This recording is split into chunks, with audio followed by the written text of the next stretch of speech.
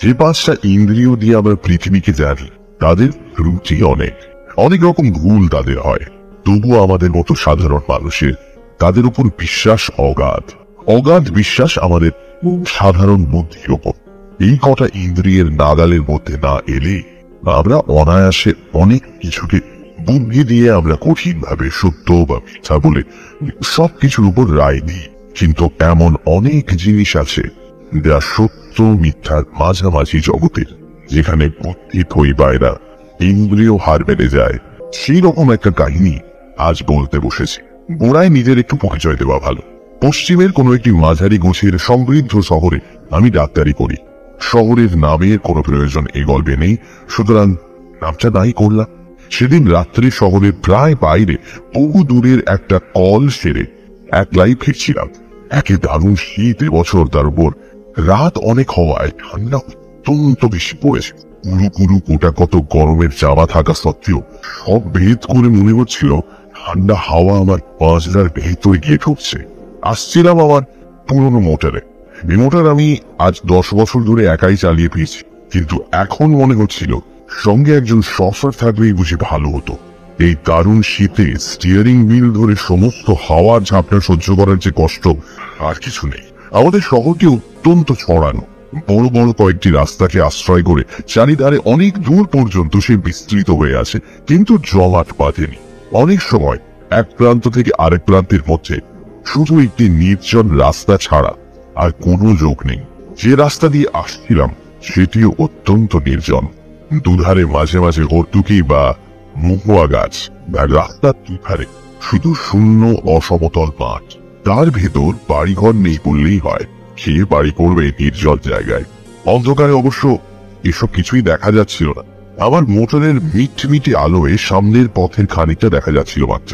যেতে যেতে মনে হচ্ছিল অন্ধকারের সমুদ্রই যেন আমার মোটরের আলোয় কোনো রকমে কেটে চলেছি। শীতের দুটো কষ্ট পেয়েও বেশ নিশ্চিন্ত মনে চলেছিলাম। আমার গাড়টি পুরনো হলেও মজবুত, বেয়ারাপন আসে না। আধ ঘন্টার মধ্যেই বাড়ি পৌঁছে গরম লেপের মধ্যে আরাম করে যে শুতে পাবো এই বিষয়ে কোনো সন্দেহ ছিল না। অন্ধকার রাস্তার স্তব্ধতার উপর শব্দের ঢেউ তুলে আমার মোটর চলেছে দ্রুত গতিতে। নিজেকে যথাসম্ভব ঢাকাটুকি দিয়ে রেখে ভেতরে বসে আমি শুধু আমার গরম বিছানাটার আরামের কথাই ভাবছি। ডাক্তারদের মতো পরাধীন আর কেউ নয়।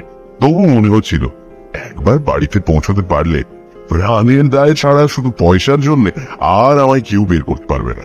এখন কোন রকমে 20-25 মিনিট কাটলেই হয়। কিন্তু হঠাৎ অপ্রত্যাশিত এক ঘটনায় সুখ স্বপ্ন আমার ভেঙে গেল। আমার একান্ত সুস্থ সবল মোটর থেকে থেকে কেমন অদ্ভুত একরকম ধাতব আর্তনাদ করতে শুরু করেছে। মোটরের এরকম আচরণের কোনো কারণই খুঁজে পেলাম না। আজ দুপুরেই আমার মোটরের ভালো রকম সেবা শুশ্রূষা হয়ে গেছে। কোন রকম রোগের আভাস তার ভেতর তখন ছিল না। হঠাৎ তার এরকম আকস্মিক বিকারের কারণ তবে কি? এই দারুণ শীতের রাত্রে অন্ধকার নির্জন এই পথের মাঝে মোটরের এই বেয়ারাপনায় সত্যি ভীত হয়ে উঠলাম। এখনো প্রায় 7-8 মাইল পথ বাকি। রাস্তার মাঝে মোটর সত্যি অচল হয়ে গেলে করবো কি? এই রাত্রে ডাকেও সঙ্গে লোক না আনার নির্বুদ্ধিতার জন্য এবার নিজের উপরই রাগ হচ্ছিল। সঙ্গে একজন লোক থাকলে তবু বিপদে অনেক সাহায্য পাওয়া যেত। দেখতে দেখতে মোটরের আর্তনাদ আরো বেড়ে উঠল। সঙ্গে সঙ্গে মোটরের বেগও মন্থন হয়ে আসছে বুঝতে পারলাম। মোটর চালনার সমস্ত বিদ্যা প্রয়োগ করেও সুরাহা কিছু করতে পারলাম না। গাতরাতে গাতরাতে খানিক দূর গিয়ে আবার মোটর হঠাৎ রাস্তার মাঝে এক জায়গায় একেবারেই থেমে গেল। আর তার নড়বার নাম নেই। চেষ্টার আমি কখনো ত্রুটি করলাম না, কিন্তু আমার পীড়নে অস্ফুট ভাবে একটু কাতরোক্তি করে ওঠা ছাড়া আর কোনো সাড়া সে দিল না। ভয় দুর্ভাবনায় সত্যি তখন আমার সমস্ত দেহ আড়ষ্ট হয়ে এসেছে। মোটর ফেলে এই দারুণ শীতের মাঝে 7-8 মাইল জনহীন পথ হেঁটে যাওয়ার কথা তো কল্পনা করা যায় না। এই মাঠের মাঝে মোটরে সারা রাত কাটানো অসম্ভব। এখন উপায়? ডাক্তার বাবু! হঠাৎ বুকের ভেতর হৃৎপিণ্ডটা যেন লাফিয়ে উঠল। এই জনশূন্য পথে এমন সময় কি ডাকলে আবার শুনতে পেলাম, ডাক্তার বাবু! এটি কতিক অন্ধকারে তীক্ষ্ণ দৃষ্টি নিক্ষেপ করে এবার দেখতেও পেলাম পথের ধারে ঝাঁকড়া একটা গাছের পাশে আবছা একটি দীর্ঘ শীর্ণ মূর্তি দেখা যাচ্ছে। হঠাৎ এমন জায়গায় কেমন করে তার উদয় হলো বুঝতে না পারলেও সাড়া দিয়ে বললাম, কে তুমি? মনে তখন আবার একটু আশার রেখাও দেখা দিয়েছে। তার আবির্ভাব যেমনই বিস্ময়কর হোক না কেন, লোকটার কাছে সাহায্য পাওয়ার সম্ভাবনা তো আছে। লোকটা সেই জায়গা থেকেই বললে, না আপনি চিনবার জন্য আমি তখন ব্যস্ত নই, আমার সাহায্য করবার জন্য একজন লোক তখন দরকার মাত্র। সেই কথায় আমি তাকে বলতে যাচ্ছি, এমন সময় লোকটা আবার বললে, আপনাকে একটু আসতে হবে ডাক্তারবাবু, ভারী অসুখ শুনলে। এমন সময় এই অনুরোধে বিরক্ত যেমন হলাম, আশ্চর্য হলাম তেমনই। ঠিক এই সময় রাস্তার ঠিক এই জায়গায় রুগী কি আমার জন্য তৈরি হয়ে বসছিল। লোকটা আমার মনের কথাই যেন আঁচ করে বললে, এই ভগবানের দয়া ডাক্তারবাবু, এমন সময় আপনাকে এখানে পাবো আপনিও ভাবিনি।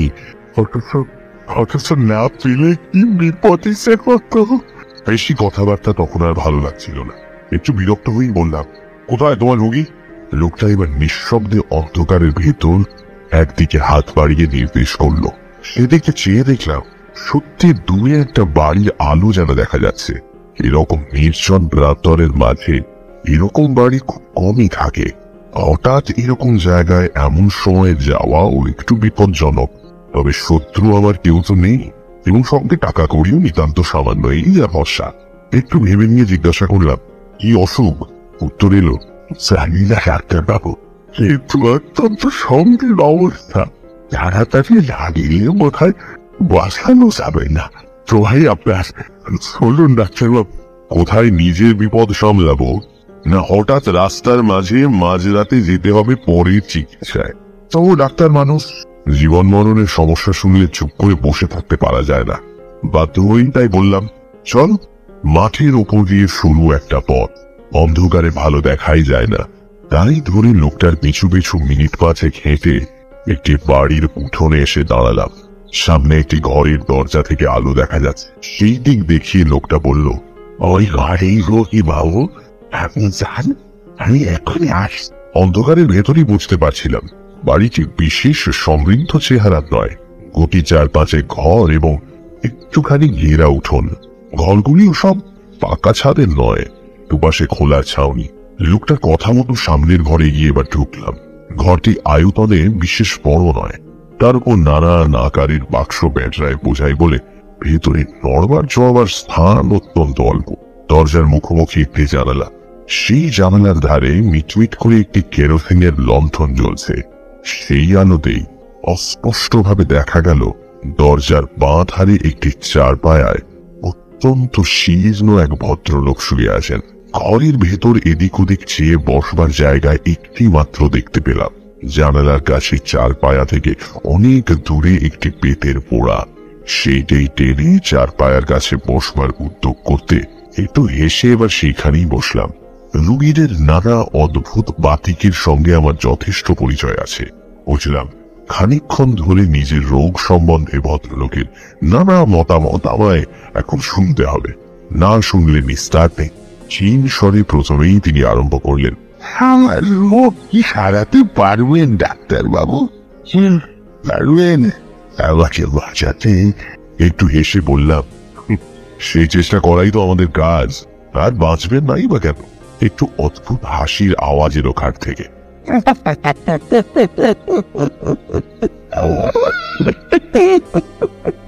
বাঁচাতে উপায় তাহলে ডাক্তারবাবু?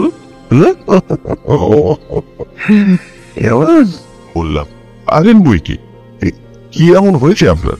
না এমন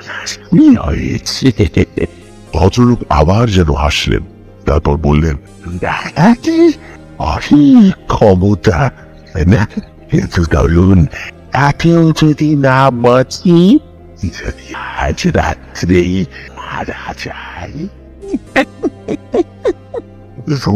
এই অর্ধন্মত্ত প্রলাপের উত্তরে কি যে পড়ব ভেবে পেলাম না। মনে মনে তখন এই বিলম্বের জন্য অস্থির হয়ে উঠছি।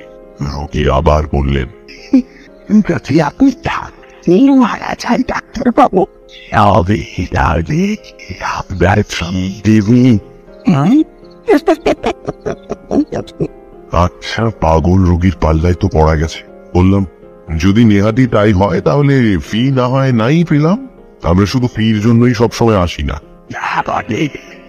বটে পৃথিবীতে ভালোই পৃথিবীতে মনুষ্যত্ব তাহলে এখনো আছে না ডাক্তার বাবু? কিন্তু আইনের ব্যবস্থা আমি করে রেখেছি ডাক্তার বাবু। আপনি যদি পড়ে যায় ওই বাক্সটি খুলে ফেলবে, বুঝেছেন ডাক্তার বাবু? ওই বেতের ছোট্ট বাক্সটি।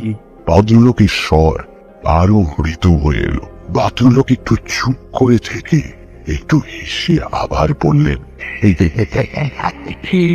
এবার কাউকে দেখতে না পেয়ে ভাববেন না যেন আমার কেউ নেই। আমার অনেক আত্মীয় আছে, বারবার আগে আমি কিছু করবো না, তারাই পাবে সব।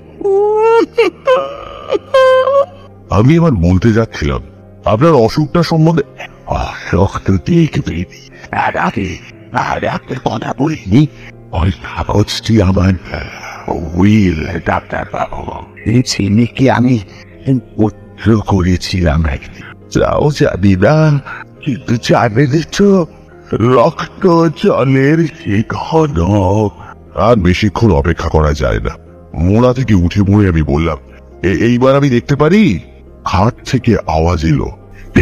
আমি খাটের কাছে এগিয়ে গিয়ে রকির দাঁড়িয়ে দেখবার জন্য হাতটা তুলে ধরলাম।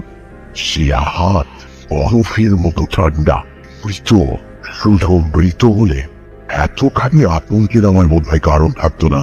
তো ব্যাপার সে আলাদা। ডাক্তারি শাস্ত্রে যদি কিছু সত্য থাকে তাহলে এইমাত্র কখনোই মারা যায়নি, তার মৃত্যু হয়েছে অনেক আগে, কয়েক ঘন্টা আগে। সমস্ত দেহ তার কঠিন। উন্মাদের মতো আরো খানিকক্ষণ পরীক্ষা করলাম, না ভুল আমার হতেই পারে না। কিন্তু তাহলে এ ব্যাপারের অর্থ কি? তখন কিন্তু স্থিরভাবে কোনো চিন্তা করবার আর আমার ক্ষমতা নেই। আতঙ্কে আমার বুকের স্পন্দন পর্যন্ত যেন থেমে আসছে। হঠাৎ জানালার কাছে বাতিটা দপ দপ করে নেচে উঠল। তেল এক ফোঁটাও নেই। প্রান্তরের মাঝে নিস্তব্ধ নির্জন বাড়িতে এই ভয়ঙ্কর অবস্থায় আমি একা। এই বাকির আলোটুকুই যেন আমার একমাত্র সহায় ছিল, তাও নিভতে চলেছে দেখে আমি দ্রুত পদে ঘর থেকে বেরিয়ে বসতে পারলাম। পেছনে আলোটা আর কয়েকবার নিচে নিভে গেল। তখন আমি উঠোন ছাড়িয়ে এসেছি প্রায়। কিভাবে তারপর অন্ধকার প্রান্তরের ভেতর দিয়ে ছুটতে ছুটতে এসে মোটরে উঠেছিলাম তা আমার মনে নেই। মোটর চালিয়ে শহরের মাঝ বরাবর আসবার পর আমার যেন স্বাভাবিক জ্ঞান ফিরে এলো। সবচেয়ে আশ্চর্য ব্যাপার মনে হলো, মোটরের এই চলা খানিক আগে অদ্ভুত ভাবে যে মোটর বন্ধ হয়ে গিয়েছিল, হঠাৎ এবার বিনা চেষ্টায় আপনা হতে সেই মোটর এমন শুধরে গেল কি করে? তারপর দিন দিনের আলোয় লোকজন সঙ্গে করে নিয়ে সেই প্রান্তরের মাঝকার বাড়ির নিঃসঙ্গ রোগীর শেষ ইচ্ছা পূর্ণ করবার ব্যবস্থা করেছিলাম। তার ছেলেই আজকাল সমস্ত বিষয়ের মালিক। সেদিনকার রহস্যের স্বাভাবিক মীমাংসা কিন্তু আমি এখনো করতে পারিনি।